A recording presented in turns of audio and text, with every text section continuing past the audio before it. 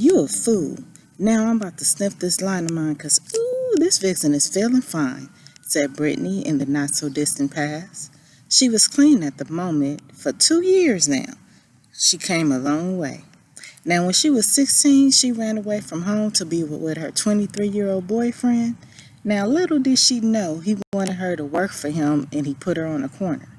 He told her he would kill her if she didn't make him at least 300 that night. Now, Brittany made her quota and then some.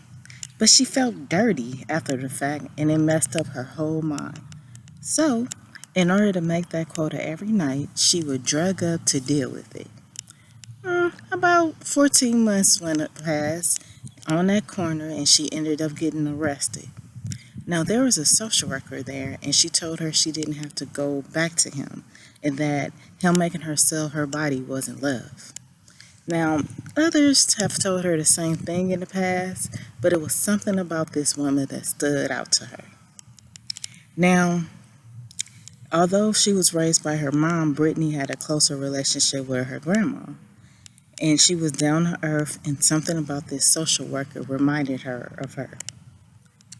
Now, she went ahead and spent 6 months in jail for prostitution, and her social worker had helped her get on the next bus, and she got on that bus and never once looked back.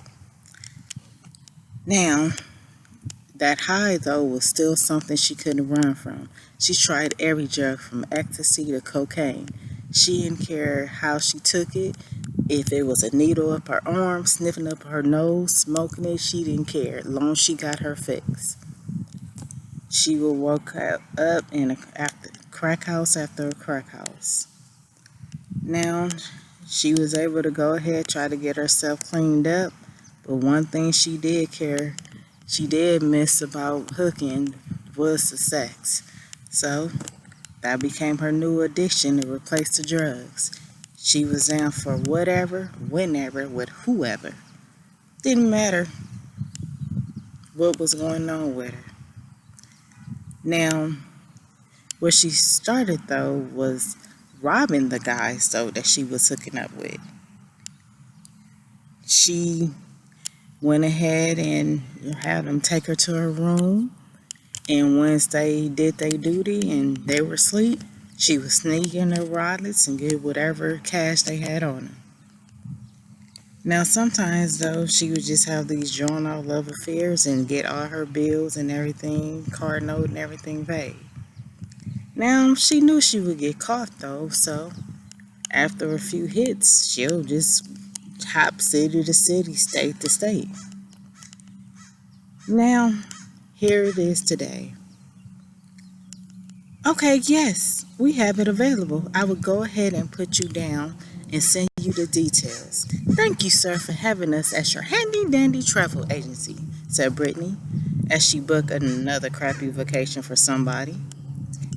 What they didn't know, though, was as she booked it, she ran their credit card and she would put a small fee that they didn't even notice.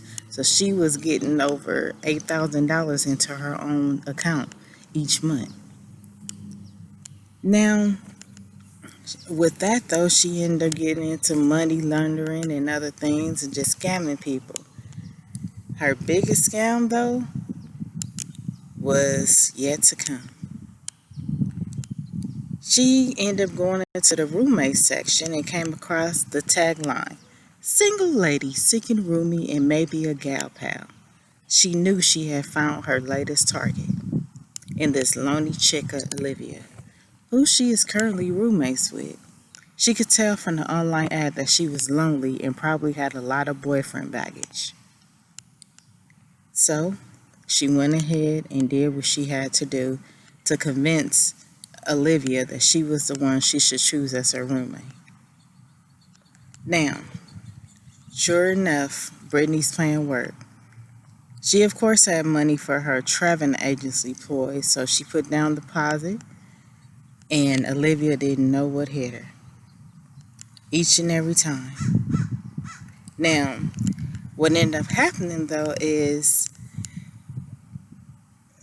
she felt a little bad about what the situation was, though. As she really got to know her, she realized that maybe this wouldn't be the thing to do. She found a home in essence. So, however, though, one day there was a knock on the door. Olivia was away on a business trip, and she wasn't due back till that evening. Brittany was home relaxing on her day off. Brittany asked who it was, and the guy said, Alan. Oh, snap, the man I've heard so much about? Well, if he is as fine as Olivia described him, I can't let him see me like this, Brittany thought. She went ahead, hooked herself up, opened the door, and Alan's jaw dropped as he held a dozen roses in his hand. Is Olivia home? No, she's not. I could tell her you stopped by, though. As she was trying to close the door, he held it open, though, and said, I just want to just wait for it. Can I at least do that? So she went ahead and let him sit down on the couch. They had a little chit chat. One thing led to another. Next thing they know, they're in Brittany's bed. Now, Olivia caught an early flight and came home just as they were getting dressed, as they heard a car put into the driveway. They quickly went into the living room. Olivia noticed Alan's truck, so she knew he was there. But being they hadn't spoken in months, she wanted to know why. He instantly got into mode. You are the love of my life. I want you back. And it took Brittany everything in her not to put this man on blast, knowing that moments ago he had just had sex with her, as he's declaring his love to another woman.